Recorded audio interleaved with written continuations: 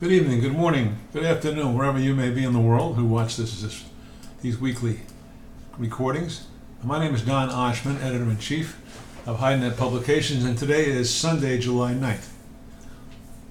In North America this week, prices fell significantly as primarily China was just out of the market, showing little buying interest. A few major packers told us that they had hardly any bids at all. Not a matter of price, just no interest. Also, the cow sector suffered a little bit, and they have been doing pretty good. Slaughter numbers in North America have reached their highest numbers seen in years, as packers have large margins, there's plenty of cattle, and people eating plenty of meat. That's the key, people eating plenty of meat. It's barbecue time, summer holiday grilling, that's what's going on. So great consumption, I wish it was that way for leather and hides, but for meat, for slaughterers, things are going very well. Export numbers released Friday for the previous week were again lower than slaughter, and sales for still another week. So that's not good, and that's why the market came down this week. $2 to $3 on steers and $1 or $2 on cows. That's a lot, but it's happened, and projections are it could happen again in the following week. Benchmark heavy Texas sold as low as $67 CNF or $60 FOB. As I said, down $1 to $2 from a week ago, and even more from 2 weeks ago. In Europe, European editor Andre Guolo writes this week from Bologna. And by the way, our reports are available in both English and Italian, the European reports. And our U.S. weekly report is available in Mandarin Chinese. And upon request, we can get you other reports in Chinese as well, Chinese Mandarin. So if you're somebody who speaks Mandarin, has trouble with English, or knows somebody, send an email to DOHS at AOL.com. DOHS at AOL.com will accommodate you. And back to the report in UK, European report. Andrea notes that UK 36 and up were steady to last, and so is the Irish ox heifers, but cows were incrementally lower depending on origin. Veal skins remain firm. European bulls, even though slaughter has been seasonally reduced, were firm as well. There was nothing going on in Spanish lambs and sheep, and those markets are still steady. But everything's going to slow down and shut down now in Europe because of the holidays.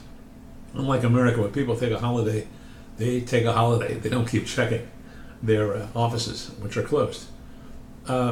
Andre also wrote a little editorial this week on the trend he sees based on the first year's business, what's going to happen in the second year, and how the leather industry has to change to get more business.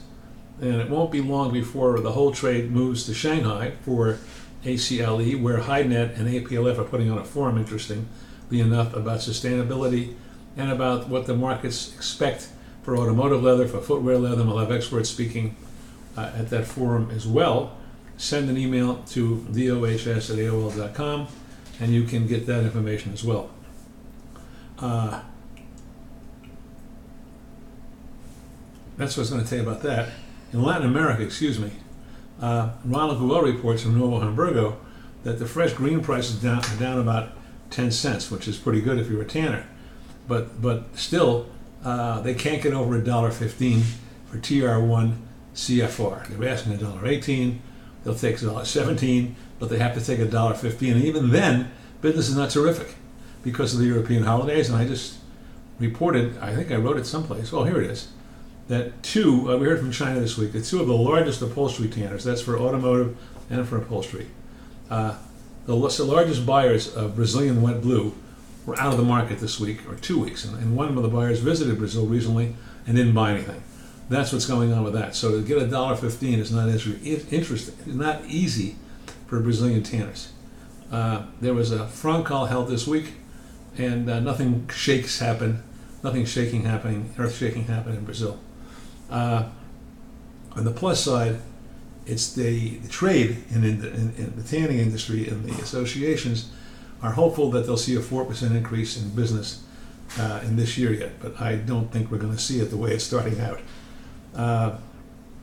Also, exports of leather were $7.9 million in June, which was down from May, in which I expect to be even down from the $7.9 million in July.